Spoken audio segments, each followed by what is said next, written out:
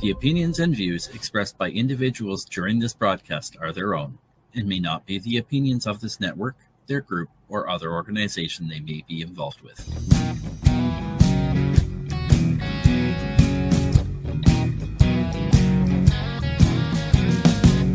I'm looking at myself, reflections of my mind. It's just the kind of day to leave myself behind. So gently swaying through the fairyland of love.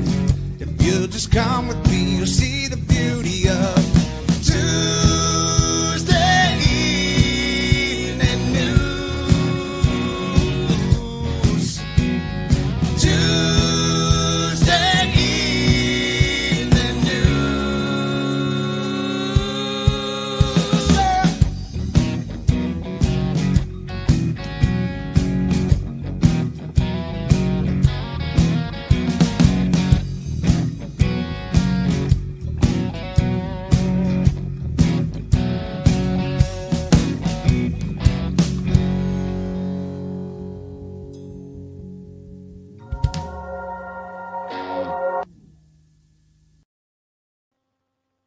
Hello, everyone, and welcome to the Psychedelic Reporters for this Tuesday, the 8th, episode 152 here on NOK Network, the video news podcast focused on psychedelic medicine being reported in mainstream media. Shout out to the guys in Dead Ringer from Kirkland Lake, Ontario for the awesome intro track, originally recorded by the Moody Blues, with some customized changes for our show. I am joined by my amazing joint host, Terry Simpson, along with Bufo Alvarius, who has chosen all of our stories for us. Hello, Tara. Well, hello, hobbies, and hello, everyone. I'd like to take a minute to introduce Bufo. He is our Sonoran desert toad, or Colorado mud toad. Did you know he emits DMT from his skin? And while that sounds like fun, park rangers would like to remind everyone, please don't lick the toad. No, proper care handling. No, yep. It's like licking a dirty window. You don't know where that toad's been. Nope. Not worth the risk. Sustainable harvesting, folks. You want some DMT? You got to find it sustainably. Yep. And so, talking about finding things sustainably, let's go into our first article right away, man. Straight out of the thing, Bufo chose this one. It was a News Radio 102.7 KSL by Eric Cabrera. And this one's interesting, man. We're straight out of Salt Lake City. Why don't you go ahead and take us with this there, Tara? A legal showdown over psychedelic sacraments is heating up in Provo as Singularism, a religious group that believes in using psilocybin mushrooms to deepen their connection with God, faces off against local authorities. Founded by Bridger Lee Jensen, Singularism uses psilocybin mushrooms as a central part of its spiritual ceremonies. Members, known as Voyagers, view the mushrooms as sacred tools that help them grow and meet their full potential.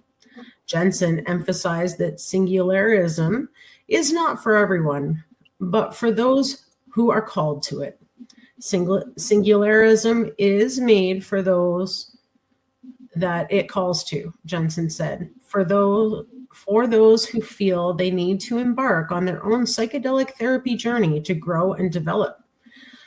Seizure of psychedelic mushrooms in September of 2023, as Jensen opened their spiritual center in Provo. He reached out to local authorities, including the mayor, city council, district attorney, and police chief, inviting them to tour the center and understand how the group practices. However, no one ever responded to the invitation.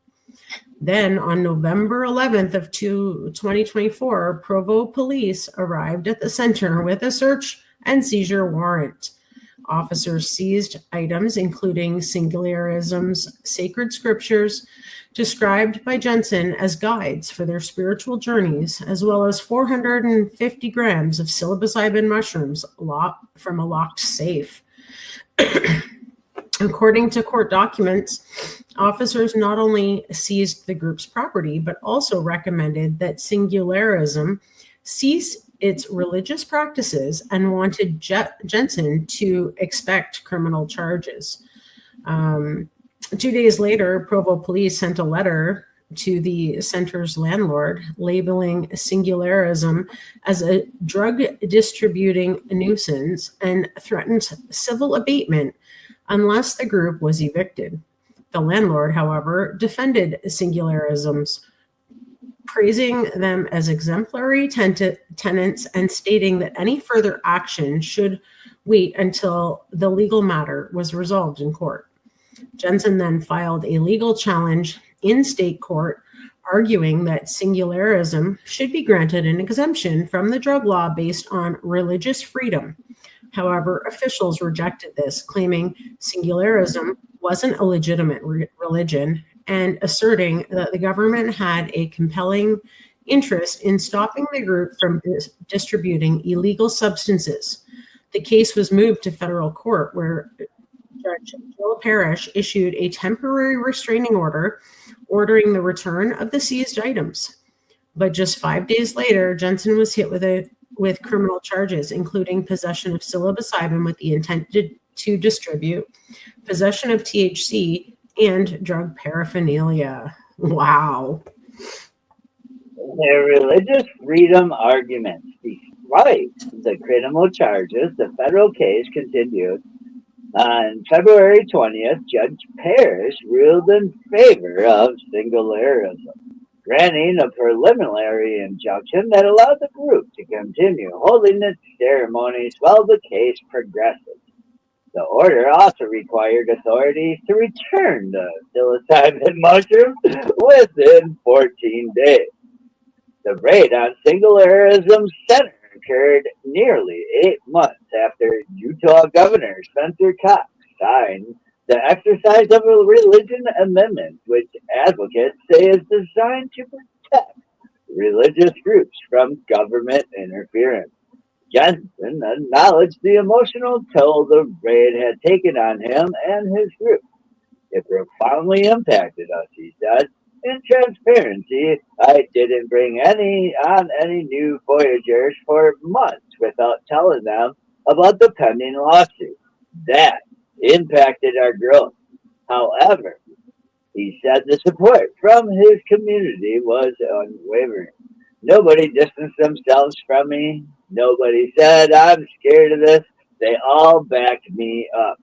Judge Parrish noted in her ruling that this case challenges the state of Utah's commitment to religious freedom, stating that the state must protect both popular and minority religious groups.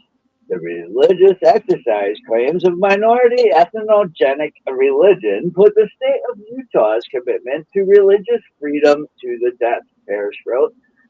Though Jensen and Singularism received a temporary win in February, the legal battle is far from over. Jensen has expressed concern over the growing legal costs, prompting the group to launch a fundraiser to support their defense. Jensen's and there's a clicky link. Jensen's attorney, Tanner Bean, called the case of a landmark moment for religious freedom. For me, it's a great example of religious freedom being for all individuals. Otherwise, it doesn't serve everyone in principle.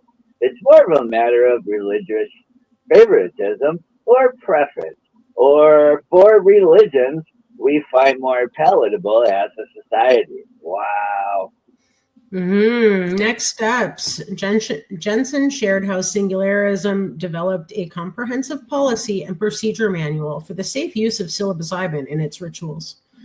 We've taken inspiration from institutions like Johns Hopkins, Harvard, Oregon state laws, and even Utah's Psychedelic Task Force to create a robust manual that the judge reviewed and found that we were practicing safely. Meanwhile, Provo police spokesperson Jana Lee Holland confirmed that the department is seeking criminal charges at the district court level. Though they are still awaiting a response from the county's attorney's office. This case is quickly becoming a significant moment in Utah's religious freedom history and could have broader implications in the ongoing national debate over intersection of religious liberty and psychedelic use. That's interesting. It's heating up down there.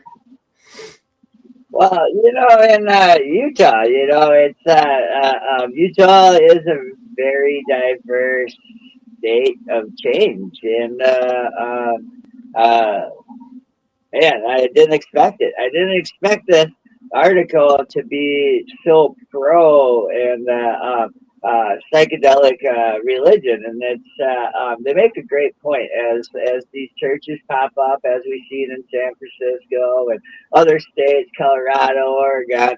It's a hell of a argument about freedom of religion now. Right. And it may be a minority religion, but let's face it, for thousands of years, we've had indigenous tribes around the world that have used these different psychedelics for different reasons, mainly for religious practice and enlightenment. So it's been happening, just never recognized. And now it's becoming more mainstream in our cities. You don't have to go to an Amazon jungle to do ayahuasca. You can do ayahuasca likely in your hometown somewhere, or very close by. So even with those, religious freedom is religious freedom. You don't have to like our religion. But again, we're not hurting anyone. So, right. Nowadays, you can sign up for clinical trials and take drugs legally. And that brings us to our next article out of newatlas.com. And this states LSD microdosing for ADHD. Does it work? And this is written by Rich Hardy. Yeah, so this is really exciting because I have undiagnosed ADHD, have my whole life, but never thought about LSD as being a treatment, though discovered that it does work quite well for myself for those symptoms as well as migraines. So this is a very interesting study. And it comes to us by Rich Hardy, April 3rd of this year. A landmark clinical trial testing the effects of microdosing LSD on symptoms of ADHD recently delivered its first data readout, and results have been surprising, to say the least, raising questions over the efficacy of this popular trend. For about a decade, the practice of psychedelic microdosing has flourished in wellness and alternative medicine communities. The idea is a relatively new way to therapeutically consume psychedelics and can be traced back to the work of an American researcher, James Fadiman. While low doses of psychedelics have been reportedly used by psychonauts for decades, the practice of microdosing, as we know it today, emerged a little differently. The idea with microdosing is that a person takes a tiny dose of the psychedelic, usually either LSD or psilocybin, with the goal of feeling no acute perceptual effects whatsoever. If you are microdosing properly, the effects you feel on that day, the days you dose, should be minimal to non-existent. So why do people microdose? Over the years, the practice has been associated with everything from improving feelings of wellness or well-being to bursts of creativity and energy. Some people also believe microdosing helps depression and anxiety, while others have pointed to increased focus or concentration. Despite this massive wealth of anecdotal evidence, robust clinical research into microdosing has been minimal. The very few placebo-controlled examinations conducted on the practice have pretty consistently struggled to find any effect at all. The latest clinical trial to test the practice has focus on the effect of microdosing LSD for symptoms of ADHD. The trial is the first to test microdosing in a cohort of patients suffering from a specific condition. Prior trials have mostly focused on mood effects or healthy cohorts or groups with subclinical mental health problems. The new trial is also one of the longest and most robust investigations into the popular phenomenon ever conducted. Wow. Yeah, ADHD was chosen as the target condition as outside of depression and anxiety. It is the most common disorder, often reported as being helped by microdosing. A large 2019 survey found 1 in 3 microdoser were using the practice to treat ADHD symptoms. The trial recruited 53 participants, all fitting the diagnostic criteria for moderate to severe ADHD.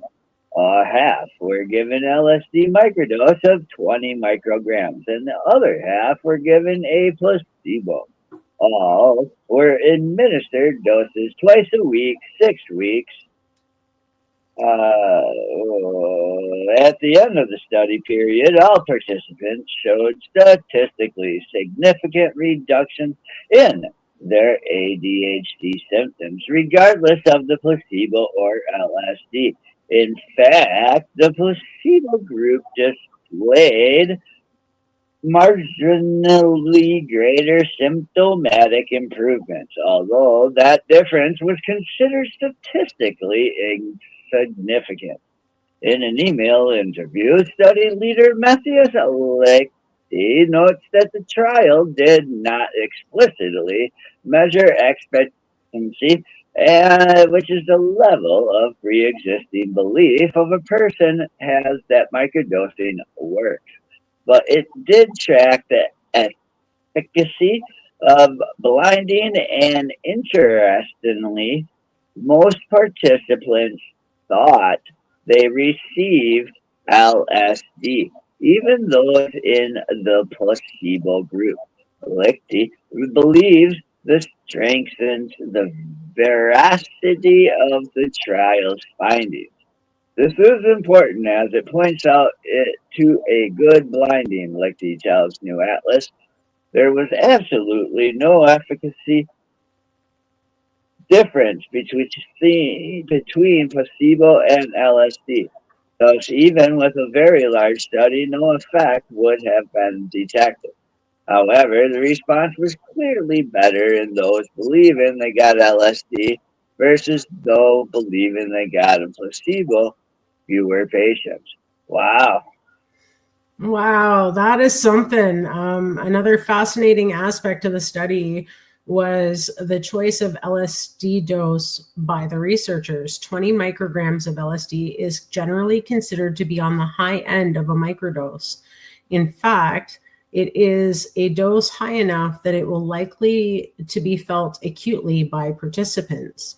Liachi suggests that the high dose was an intentional choice driven by the hypothesis that if there were a beneficial effect to be found on ADHD symptoms, that they would more likely detect it with a higher dose than if the dose was too low. And surprisingly, mild psychedelic effects were reported by several participants in the LSD group. However, the big takeaway was that those participants who strongly felt the acute effects of the LSD dose reported similar improvements in ADHD symptoms as those in the placebo group, who imagined that they had been given a psychedelic dose. So the only real factor that played a role in whether a person's symptoms improved was whether they thought they had been given LSD, regardless of whether they were actually given the drug. No single trial can offer a definitive answer to whether something works or not, but Liachi is relatively convinced that at least for this condition, with this drug at this dose, any beneficial effects are likely placebo. And he also he's also keen to stress microdosing may be effective for other types of disorders, but proper placebo-controlled trials are the only real way forward for good answers. The perceived effects of microdosing are mostly placebo response, Liecki concludes. However, there is still limited data on this. This was the first study in patients with a disorder. We cannot exclude, however, that a different schedule, daily dosing, would have been effective. Also, microdosing 10 micrograms, could this be effective in treating depressive disorders? This needs to be investigated. Also, single high-dose LSD treatment very likely works in patients with depressive or anxiety disorders. Further research is needed, but randomized controlled trials, not surveys. Man, how cool is that, dude, eh? Well, I mean, it's kind of neat in the sense that, you know, the few participants that actually got the LSD actually did say they felt improvements, but it's also concerning that the placebo group also thought they had LSD in their system. Right. So it really didn't further the research in any way other than maybe, you know, maybe they need to further screen their patients, like, you know, and at the same time, I mean, there is a lot to be said for mind over matter, right? We know that if we tell ourselves we're stupid enough times, we start to believe it. If we tell ourselves we're well and we treat ourselves with positive words and kindness, then we tend to believe that, right? So if they thought they were getting it and it was helping them. Oh yeah, right. Well, you know, but it's therapy care and the feeling. And I mean, you should be able to tell the difference of the acid and like not an acid. Or did they say that because they believe that LSD will help people? Right. So were they, you know, there to skew the data, but thinking they were doing a good thing, not realizing that they actually damaged the data by, you know, getting the placebo and saying that they got the LSD, right? Yeah.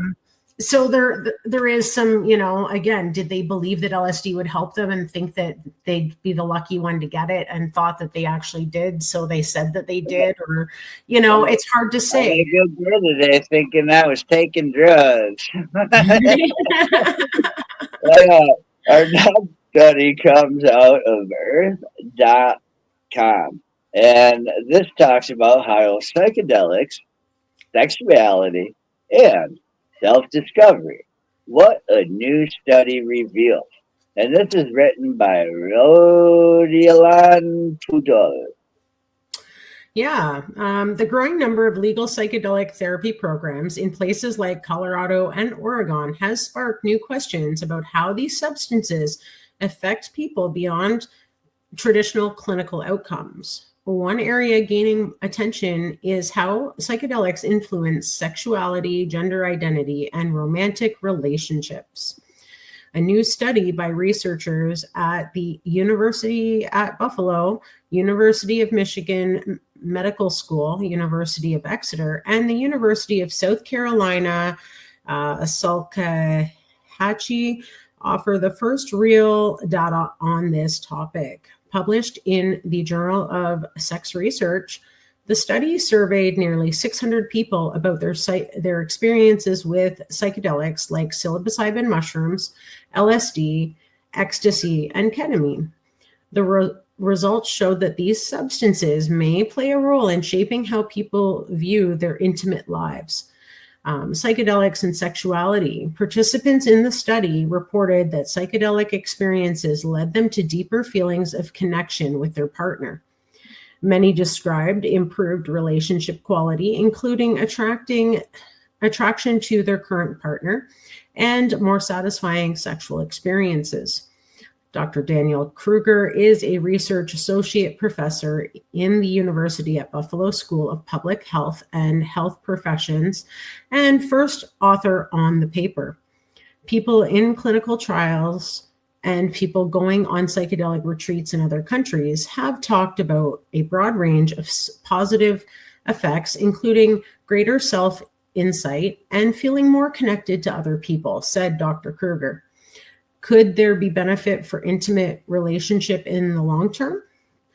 This line of questioning is what motivated the team to go deeper, especially since no previous studies had explored how psychedelics may affect gender identity or sexual behavior. To fill this gap, the researchers asked participants to reflect on how their psychedelic use shaped aspects of their sexual and romantic lives. Changes in sexual attraction. About 70% of respondents said that their sexuality or sexual experiences were influenced by psychedelic use. Of those, 65% noticed changes in the short term, while nearly 53% said the effects lasted over time. Around 10% said their gender identity or expression had shifted after using psychedelics. Some described the new awareness of gender fluidity, with feelings that fluctuated between masculine and feminine. One of the most unexpected findings was how many participants experienced changes in sexual attraction. I think the biggest surprise for me was the increase in same sex attraction. We reported by a quarter of women and about 1 in 8 men, said Dr. Kruger. A third of those with other gender identities also reported changes. Most people did not experience this, but the fact that so many people did is striking. Rethinking mental health treatment. The idea that the psychedelics could be the next wave in psychiatric treatment isn't new, but this study adds another layer to the conversation. Dr. Krieger noted that while psychedelics hold promise, they're not as magic cure. Many people think that the psychedelics will be the next generation of psychiatric medication, and psychedelics seem they could be much more effective. Still, Dr. Kruger emphasized caution. People shouldn't just think of psychedelics as a magic pill that makes everything better. Legal access is expanding. With it, usage is increasing, especially among young adults. Many older adults are now trying psychedelics for therapeutic purposes too. Psychedelic use may be at an all-time high among young adults, and many older adults are trying psychedelics for therapeutic values, said Dr. Kruger. There are huge implications for public health when so many people are using psychedelics. We need to reduce risk and protect people from harms and educate people so they know what they're getting into. Huh. Yeah, psychedelics and sex research. Since this was the first study to focus on the intersection of psychedelics and sexuality, it was designed to cast a wide net. The researchers now plan to dig deeper. A new version of the study is already underway, and it's open to any adult who has used psychedelics. Participants can respond anonymously. As psychedelic therapy moves further into mainstream, understanding how it affects not just the brain, but also the heart and identity will be more important. This study is just the beginning of that conversation. And the full study was published at the link below, the Journal of Sex Research. Interesting. I like that. I often wonder, I'm not a doctor or nothing like that, but I mean, I can see if your mental health is being helped by psychedelics, why your performance would increase better. Right. When you feel better, you tend to respond better to everything from interactions in friendships to relationships to the things around you. So I could see that. Right. And you know what that brings us to? Oh man, it's medication time. It is, folks. It's time to pay some bills, so stay tuned for a word from some of our sponsors, and then we'll return with more articles Bufos chosen, making mainstream media news. Back in 4 minutes and 20 seconds here on the Psychedelic Network, Reporters on NOK Network.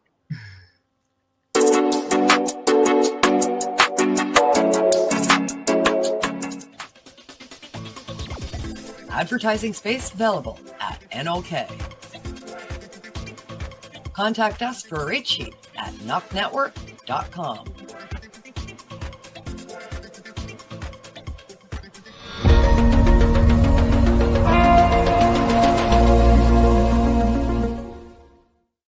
Discover the treasure trove of flavors at Miss Jolly's Munchie Factory. Satisfy your cravings with our award-winning treats. Follow us on Instagram at Captain Rogers 705. Let Miss Jolly's Munchie Factory lift your spirits. Experience the comforting embrace of our freshly prepared soups and infused cornbread.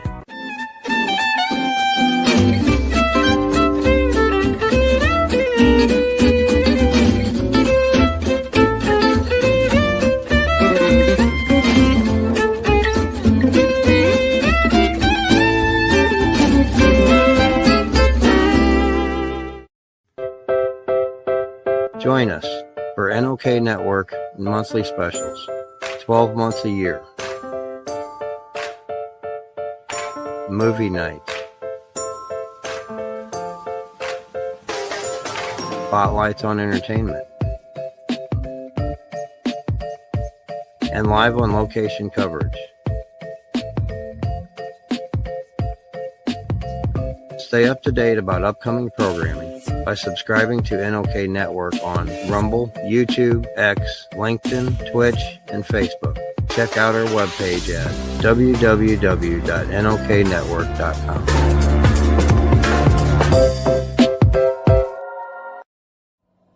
Hey, hi, my name is John Mark, aka Sublimator Warrior, and I would like to welcome you to Smoke Signal in Tyendinaga.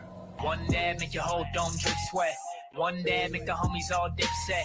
Smoke Signals, Tyendinaga. Smoke Signals, Tyendinaga.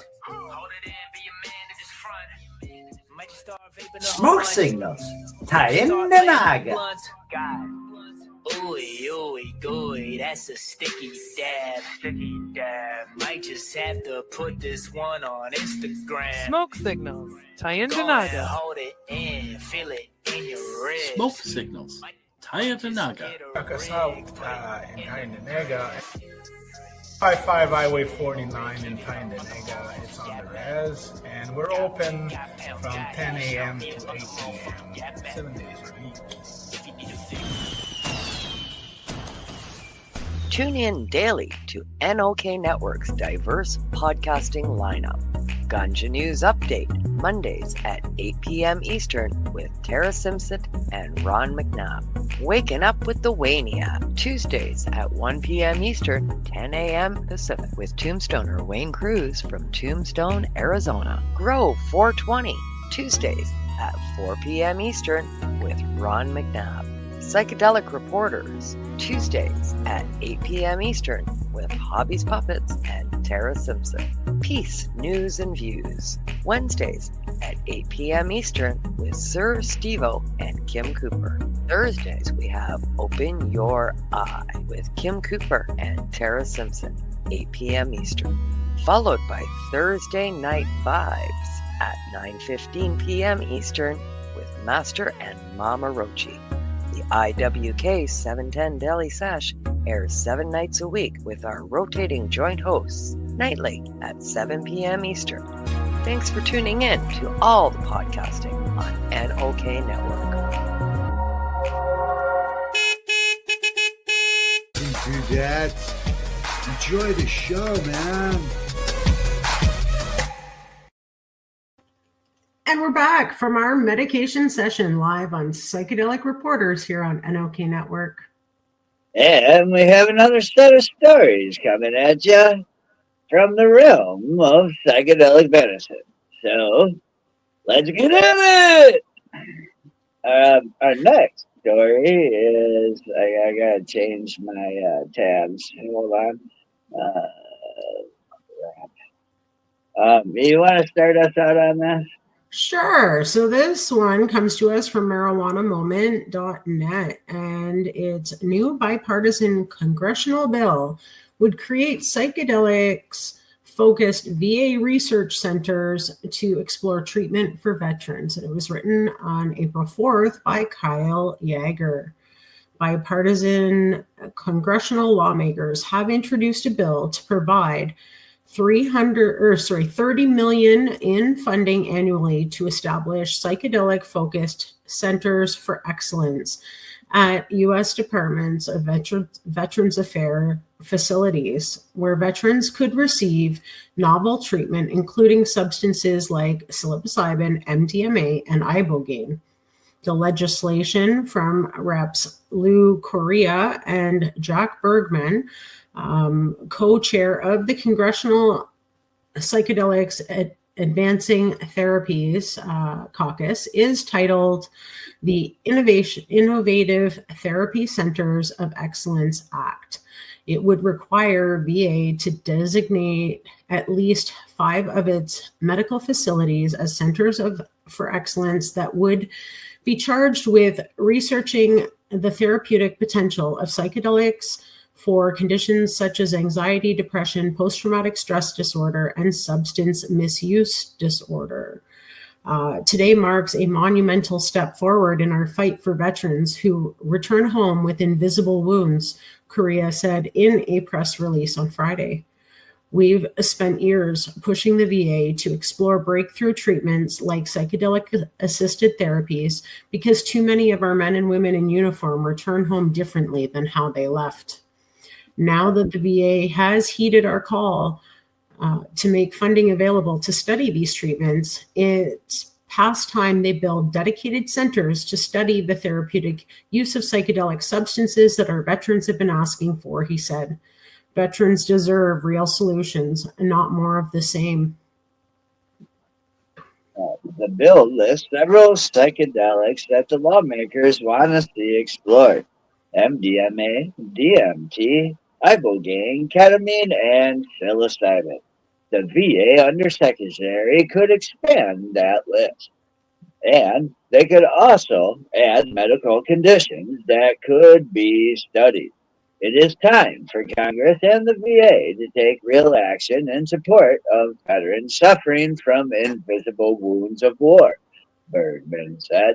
Establishing VA centers of excellence to research psychedelic therapies will build on the years of work by myself, my friend, Representative Correa, and other members advancing these promising solutions to our mental health epidemic. I'm proud to help introduce this critical piece of legislation. In addition to Correa and Bergman, the bill is being co-sponsored by Representatives Dan Crenshaw from Republican Texas, Ro Khanna, the Democrat, California, and Morgan Luttrell, which is a Republican in Texas. The legislation will directly benefit our veterans for enhancing their access to innovative health care. Luttrell told Marijuana Moment on Friday. By designating these centers, we're making sure they have access to the latest cutting edge treatments and therapies that can make real differences in their lives. Wow. Yeah, whether it's mental health support or physical rehabilitation, these centers will lead the way in innovation, ensuring our veterans get the groundbreaking care they need. He said, our VA system must fully support those who've served, and this is a big step in that direction. There are a number of factors that VA would need to take into account as it selected the facilities that would host the centers of excellence, including regional distribution, partnerships with accredited medical schools, ability to recruit scientists capable of ingenuity and creativity in medical research offers, data collection capabilities, and more. The legislation would provide for $30 million in appropriations for VA annually to carry out the research. VA would need to submit a report with findings and recommendations to veterans-focused congressional committees within 2 years of enactment and each subsequent year. Among other things, the report would need to detail activities being carried out at the centers, key findings from the research projects, and recommendations on the ways to improve the delivery of innovative therapies to veterans. This is a watershed moment for both psychedelic policy and veteran care. Melissa Lavassani, founder and CEO of Psychedelic Medicine Coalition, said in a press release, "The data is clear. These therapies work. Veterans deserve access to safe, evidence-based treatment that address the root cause of their suffering, and this legislation delivers just that." Amy Rising, a veteran advocate, said veterans are in a war of attrition, and the weight of the invisible burden can often feel unbearable. The mental health challenges that we face, including the devastating reality of suicide and accidental deaths, are an ongoing battle, Rising said. Innovative therapies present a lifeline to healing pathways, offering a reason for hope and new possibilities for those veterans we have lost. While it's uncertain if or when the bill might advance, it represents a continuation of the unique theme in Congress over recent years, with bipartisan lawmakers increasingly finding common ground on psychedelic research and therapy. Potentially bolstering the bill's prospect, the new VA secretary under the Trump administration appears proactively engaged in the push for psychedelic research. And he recently disclosed that he's had an eye-opening conversation with Robert F. Kennedy Jr., the head of the U.S. Department of Health and Human Services, about the issue. Interesting. Yeah, VA Secretary Doug Collins, a former Republican congressman, also said that he's open to the idea of having the government provide vouchers to cover the cost of psychedelic therapy for veterans who receive services outside of Virginia as Congress considers pathways for access. After public pressure from veterans organizations and conversations with Secretary Kennedy, Secretary Collins is under a mandate to provide access to innovative therapies. Rising told Marijuana Moment, Secretary Collins knows we need swift action and we expect Congress to move accordingly. This was a really damn good article. Oh, there's still a couple of paragraphs below that. Oh, there is? Oh, yeah, okay. Meanwhile, yeah, my bad. Meanwhile, Bergman recently expressed optimism about the prospects of advancing psychedelics reform under Trump, arguing that the administration efforts to cut spending in the federal workforce will give agencies fines to tackle such complex issues. Luttrell last month shared news that the Department of Defense, DoD, has separately allocated nearly $10 million in funding for research into the therapeutic potential of MDMA for active duty military members. Then there is a text of the Innovative Therapy Center of Excellence Act here that you can click on if you wanted to go that far, and that does bring us to the end of the article. And damn good it is, man. That's the fact that they're like after the DAA scrunched their the FDA scrunched their nuts on the MDMA test. Now they throw $10 million into the funding to do that research. Plus this, I mean, damn, man. I love it. I hope that Canada will see the same thing for our veterans here.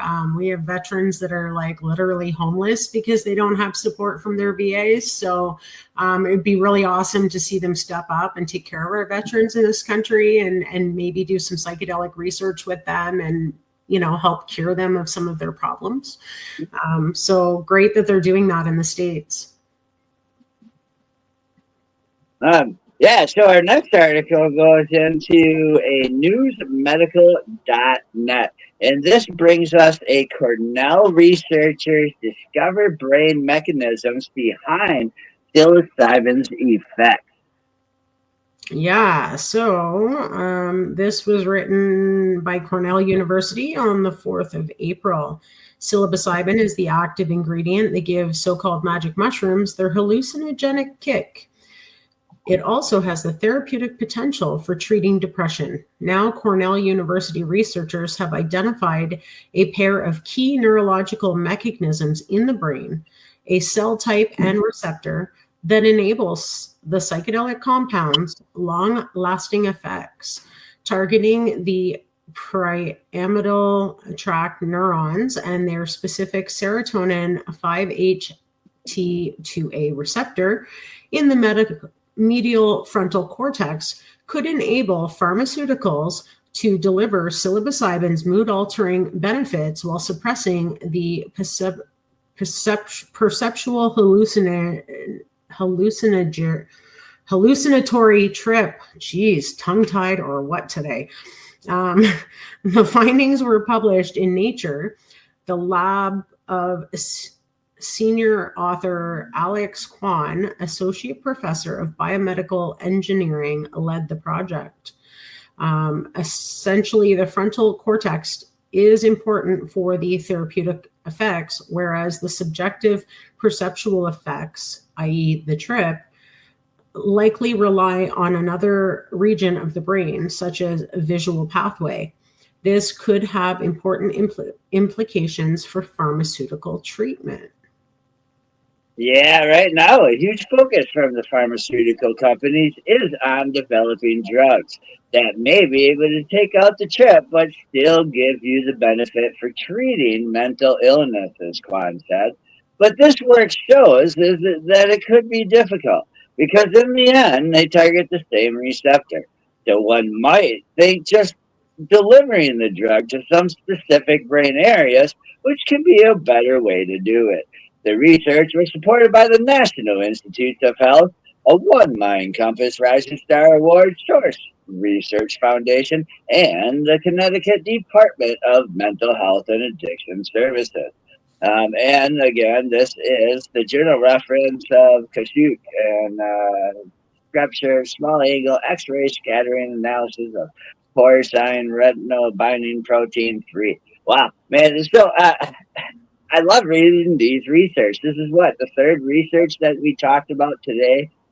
Yeah, so much happening in the science world on figuring out how these things work in our brain and what they do. And also, of course, they're trying to find a way to make it a pharmaceutical by tearing it apart and altering it. So we'll see what those studies show and whether the therapeutic benefits are there without the so-called trip. Yep, our last article comes out of mindbodygreen.com, and this is a mental health, a therapist's guide to psychedelic-assisted healing, science, benefit, and healing. And this is written by MBG founder and co-CEO Jason Wakoba. Yeah, psychedelic assisted therapy is making waves in the mental health space, and for good reason. While these treatments were once regulated to underground circles, research is proving that substances like MDMA, ketamine, and psilocybin could revolutionize how we treat trauma, depression, and even addiction. Nick Bruce, EDD LMFT, a licensed psychotherapist specializing in integrative ketamine-assisted psychotherapy and internal family systems, has spent years at the forefront of this work. It's our conversation on the Mind Body Green podcast. He breaks down what psychedelic therapy actually looks like, who it's for, and what makes these treatments so powerful. What is psychedelic assisted therapy? Psychedelic assisted therapy isn't just about taking a substance. It's structured therapeutic process designed for deep healing and personal evolution. As Bruce explains, it generally consists of 3 phases. First one is your preparation. Before any medicine is introduced, a therapist and client build trust and explore the client's history, current challenges, and treatment goals. This stage is crucial for creating a safe and effective therapeutic alliance. 2 is navigation. This is when the psychedelic is administered in a controlled environment with a trained psychotherapist. The goal isn't just to have an experience, but to use the altered state to process deep-seated emotions, traumas, and beliefs. And integration. The most important phase is integration, and it is the real treatment, the real transformation happens. It involves processing insight from the psychedelic session and weaving them into daily life. According to Bruce, this phase requires intention and repetition. True change isn't just about what happens during the experience, but how it is applied afterwards. Who can benefit from psychedelic therapy? Well, research is still evolving. Current findings suggest these treatments may be particularly effective for PTSD and trauma. Many people carry limiting beliefs and emotional patterns rooted in past trauma. Psychedelics can create the neurobiological space to revisit and reprocess these experiences in a healing way. Attachment and relationships. These medicines help people relate more deeply to their inner experiences, which can foster healthier relationships, not just romantically, but in friendships, family dynamics, and even creative work. Addiction and depression. Substances like ketamine have shown promise in breaking rigid thought patterns, what contribute to depression and substance dependence. MDMA, psilocybin, ketamine, how do they differ?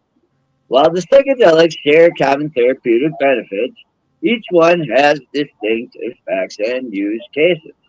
MDMA is known for its heart-opening effect. MDMA increases trust and emotional openness while reducing fear responses. It's been especially effective in treating PTSD, helping patients revisit traumatic memories without becoming overwhelmed. In MAPS clinical trials, 67% of participants no longer met PTSD criteria, and there's a clicky linky after treatment, a staggering success rate compared to traditional therapy alone. You want to read about psilocybin? I gotta get a drink. Yeah, so psilocybin shown to alleviate anxiety and depression with studies from Johns Hopkins and Imperial College London, suggesting effects can last up to a year after just 1 or 2 therapeutic sessions, can produce visual distortions and a heightened sense of unity or perspective, making it useful for existential distress and personal growth. Ketamine, FDA approved and used in hospitals since 1970. Ketamine is unique in its fast-acting antidepressant effects. It helps people break out of rigid negative thought loops and can be especially beneficial for treatment-resistant depression and suicidal ideation. Unlike MDMA or psilocybin, ketamine has a shorter life, lasting about 90 minutes, and is often used in lower doses to keep sessions conversational. Bruce emphasizes that while these substances offer immense therapeutic potential, it is not just about the relief, it's what we do in that space. The importance of set and setting. A psychedelic experience is highly influenced by a set or mindset and setting, which is your environment. Before engaging in therapy, it is essential to ask, what am I moving towards? The best results come from an intention of self-discovery rather than escapism. Is my environment safe and supportive? The presence of a trained professional and a stable post-experience setting can make or break the journey. The takeaway: psychedelics-assisted therapy represents an exciting new frontier in mental health. As research expands, these treatments may become more widely available, offering profound healing for trauma, depression, and personal growth. But as Bush reminds us, these substances are just tools. It's the therapeutic process, intention, and integration that create lasting transformation. If you're considering psychedelic therapy, do your research, seek out qualified professionals, and approach the experience with curiosity, respect, and a commitment to inner work. Wow, I love that, dude. I love that they put inner work. So many people, it's not just taking it and going, woo! And I'm like, yeah, it's an experience. It is. Again, you're not doing it to get high. You're doing it to connect with whatever it is that's creating the chaos in your space, right? And to clear that space and to move beyond that space. So, yeah, it's great that they're having these successes and working towards these treatments for people, because it's super important. It is. And all we ask you here in Kim's whole starting of all this beautiful information for you, the patient, so you can learn and learn what's going on in the world around psychedelics. And it's so beautiful. I'm glad to be a part of this. Thank you for having me here. And I think we're at that time. So thank you for joining us here on Psychedelic Reporters on NOK Network, and for tuning in to our video podcast on NOK Network's Rumble and YouTube pages, as well as our social media sites. That's right, folks. We hope you've enjoyed your update today of mainstream coverage of psychedelic medicine advancements from around the globe. Many thanks to our sponsors, and to my joint host, Tara Simpson, and to Bufalo Various for choosing the stories for us, and to you, our listeners, for joining each week on Psychedelic Tuesday. Let's hear for Dead Ringer on the way. Dead Ringer again from Kirkland Lake on our way up. Night.